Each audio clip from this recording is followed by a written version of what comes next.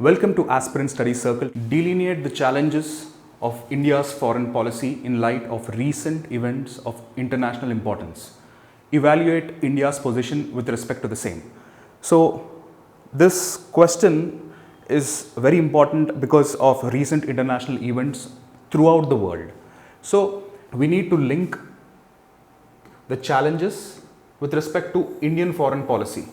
See, Indian foreign policy is in itself a very large topic, so we need to have certain frameworks where you can answer such questions, and such questions need to be answered with current, contemporary, relevant examples, right? So, now the word delineate would be draw the boundary, briefly explain, contours, these are all similar words. So, now of the foreign policy, challenges with respect to the foreign policy. Now here you need to give examples and then you need to evaluate what is India's position with respect to such challenges imposed by various international happenings. Now, of course, first we need to define what a foreign policy is, and then we need to go on about different challenges. So the broad, delineate. So the broad challenges need to be addressed, and then you need to address these challenges giving examples of international events, and then you need to evaluate how exactly is India positioned. So that would be the last part, and then you need to conclude. So now, Rajiv Sikri has said that India is at a very strategic position, and to further give more importance to India's strategic position, he had named 5 arcs. So India is at a junction of 5 arcs. Now the first such arc would be arc of growth and prosperity. Now second such arc would be instability and turbulence. The third would be of arc of energy, and the fourth would be arc of communications, and then uncertainty. So now these frameworks can be used to supplement with examples in any sort of a question. Now, for example, arc of growth and prosperity. Now, the East Asia, Southeast Asia. Now, in fact, the 21st century is touted as the Asian century because we have a lot of developing countries, especially China. We have India, of course, and then we have Bangladesh, we have Indonesia, Vietnam, Malaysia, Philippines. These are all fast growing emerging nations. So, we all know Act East policy. So, Act East policy becomes of significance. Act East policy. So Act East policy. Now, what are the impediments to such an Act East policy? Now, for example, we know recently there are issues between China, One China policy, and also with respect to Taiwan, which is having issues, and also we can give examples of 9-dash line where China is trying to extend its maritime boundaries, which cause a lot of confusion, conflict with respect to Japan, with respect to Philippines, Taiwan, and also Southeast nations in particular.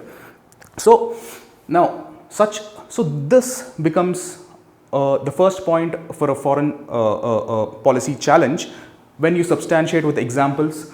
As I've mentioned, Taiwan issue, the China and the Southeast China, then the maritime issues, all such examples can be mentioned over there. Now, what is arc of instability and turbulence? Now, to the west of India, we have Pakistan, Afghanistan, and the Persian Gulf. So, we need to understand that the political functioning of such nations are not democratic. Right, and also we mostly happen to see them in news for the wrong reasons. So now such an instability and turbulence can have its negative impacts on India. Now, for example, we have been seeing in the news that Pakistan is going through an economic crisis, and also we know the Taliban issue, the Pak economic crisis. So you need to give such examples when you talk about the arc of instability and turbulence. Now, next comes the arc of energy. Now, we know that we have very high intentions of having energy supply chains from Russia to Iran through the Caspian Sea and through the Persian Gulf and to India. So such aspirations put India in a very good position. However, there are concerns with respect to Russia and Ukraine, right? Russia and Ukraine issue, and then we have issue with respect to Iran's nuclear program, the P5+1, which is the Germany JCPOA, Joint Comprehensive Plan of Action, with respect to what happens with the Iran's nuclear program and its impact. So such an example can be mentioned again over here. And then arc of communication. Now we have seen that the narrative of the Indian Ocean has changed from Asia Pacific to Indo-Pacific. That's a very big move, because now India is at the center. Now Asia Pacific would mostly center around the narratives surrounding China and Japan. Right. Now when we talk about Indo-Pacific, it puts India at the center. So now we can talk about the choke points. Right. Now for example, from the Strait of Hormuz, right? Strait of Hormuz to Malacca Strait. So these are sea lines of communication. So when you hear about such things, you need to mention SLOC, sea lines of communication. So during such events where China is trying to proactively, it's called wolf warrior diplomacy, meaning it's being very assertive. And in fact, we've been seeing various developments with respect to launch of missiles into territories of Taiwan, and the whole of the East Pacific is under turmoil. So under such circumstances, the supply chain of our requirements of what India is dependent on, especially on energy requirements, because we end up importing close to around 70% of our energy requirements. So it is being imported. So that is not a joke. So hence the arc of communications, you can give the examples of Indo-Pacific, and then comes the arc of uncertainty. So now we have north of India especially, we have nations like China, of course, and in China we have Xinjiang province, and also Nepal, Tibet, and also we can talk about the recent, for example, China and Pakistan, China and Russia have said that their relations have no limits. So you cannot, there is no coherent policy of what can happen. So in such uncertainty,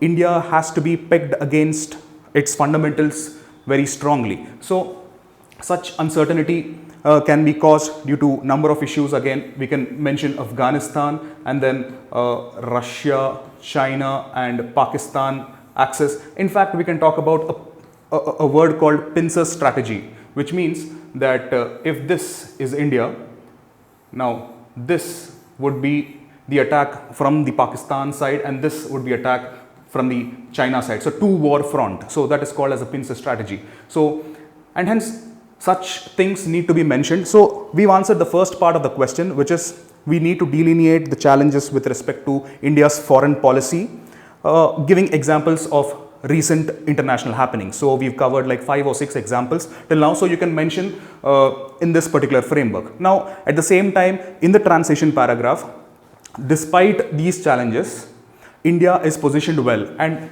we can talk about India's advantage. See, these are all inherent advantages that India have. So you can just mention these in a transition paragraph in 2 or 3 lines. You don't have to mention all the points, but mainly you need to mention demographic dividend, social inclusion and political democracy. This is very important because that is what marks us different from China. So, and also we have the influence of diaspora, where you can talk about in the Gulf, where a lot of our people do join as daily laborers and are dependent on the policies of the Gulf. And in fact, even the USA, we have a very strong minority, a well learned and educated minority. And even in UK, you can see the next Prime Minister candidate. So, and of course, the soft power, as we all know, the cultural soft power. So, these things can be mentioned in the next transition line, in about 2 lines. So the first part and the transition. Now the next comes, so what is India's possession? So India, see, first thing we have to understand that in fact our external minister himself had said that, see, India comes first, no matter what, India comes first.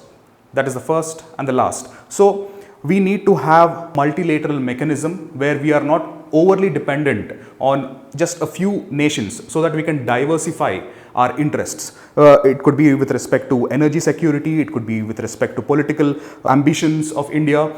We can talk even about the UN reforms per se. So all of these are very important with respect to understanding the stand of India. Now, what Jaishankar says is we need to leverage our position with respect to the developed nations. We need to manage our conflicts, and we need to encourage where we converge. So we need to highlight where we converge, where interests converge, and then we need to manage our conflicts, and at the same time we need to be in a position to leverage our relationship with the developed countries. So that is the broad framework, where in fact you can even mention that in the definition of foreign policy too. So, or in fact you can use that to even conclude. So now India's position with respect to anything that happens is immediate cessation of violence. You can talk about the Russia-Ukraine, you can talk about Taiwan, because we are pro, as in we want a democracy to be there. So such happenings needs to be discussed. So now you can also mention these 3 words, whereas India needs, the stand of India is de-escalation, dialogue and diplomacy.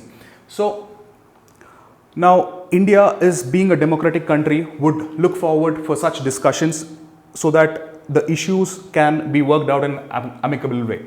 Now the reason being, see, now there is a large humanitarian crisis. Now for example, even India had to export, I mean it had to ban its wheat exports.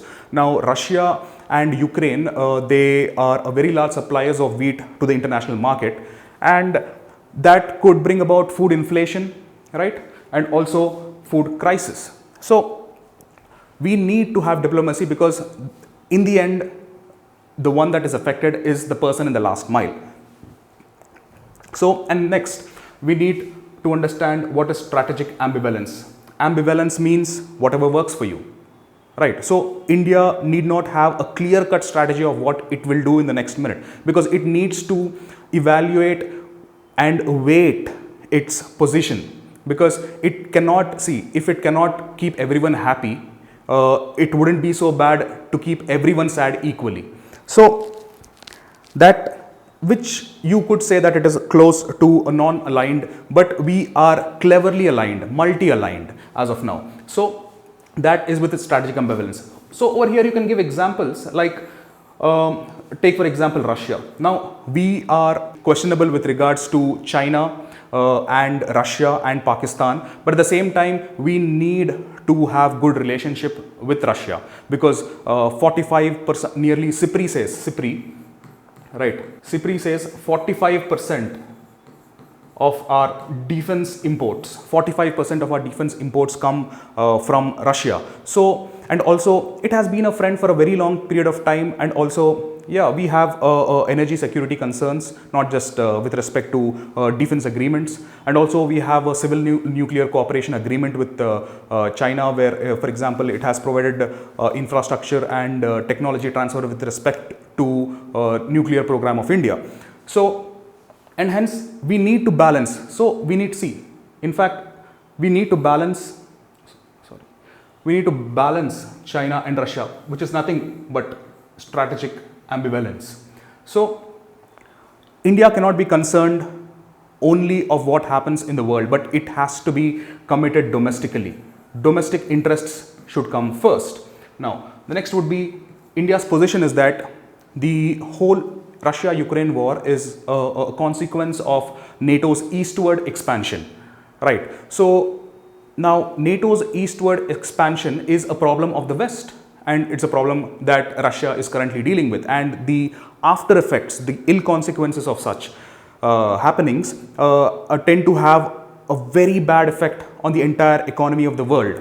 So India's position is that yes, it is eastward expansion of the NATO that is causing the problems, and hence we need to focus on our interests before getting into such happenings. So this is the broad contour, what the discussion that we had, that you need to mention with respect to India's position and giving such examples. Now in conclusion, as I've said, you can end it with a conclusion saying that India is in a better position to leverage and then manage its conflict and encourage convergence where interests meet. So way forward, you can talk about balancing the interests of China and USA, because we can talk about here, see, USA considers as India as Asian pivot, right? So the pivot strategy, pivot to Asia, this sort of strategy, it has to be managed with China, because it is our neighbor, it is lying in our immediate neighbor. So it can be highlighted with respect to neighborhood first policy, not just China, but with respect to Sri Lanka, with respect to Bangladesh, with respect to Pakistan, with respect to Nepal, because see, all of these countries are having a very bad time economically and politically. So India's concerns should be more directed towards these immediate issues rather than this. That is the whole crux. So also we need to ensure that, see, strategic ambivalence again. We need to ensure that we play our parts with respect to Russia, China and Pakistan and Afghanistan. See, you can also mention the INSTC corridor, International North-South Trade Corridor. So over here, Bandar Abbas port becomes of very importance, high importance, right? Mention such examples. And with respect to West Asia, for example, talking about the Iran nuclear program deal, if the Iran nuclear program deal is signed between the West and the Iran, then that would mean that there is certainty of policy, and the flow of crude would improve, and it would be beneficial for India. So we need to talk about West Asia. In fact, we can talk about the new Quad too, new Quad, not the Quad, but new Quad. So these are the ideas that you need to mention in a constructive way before you need to have all of these things in mind constructively before you write the exam. So my name is Prashant. Thank you. I hope you had an interesting session. Please do comment in the comment section your suggestions, anything that you would like me to improve. Thank you.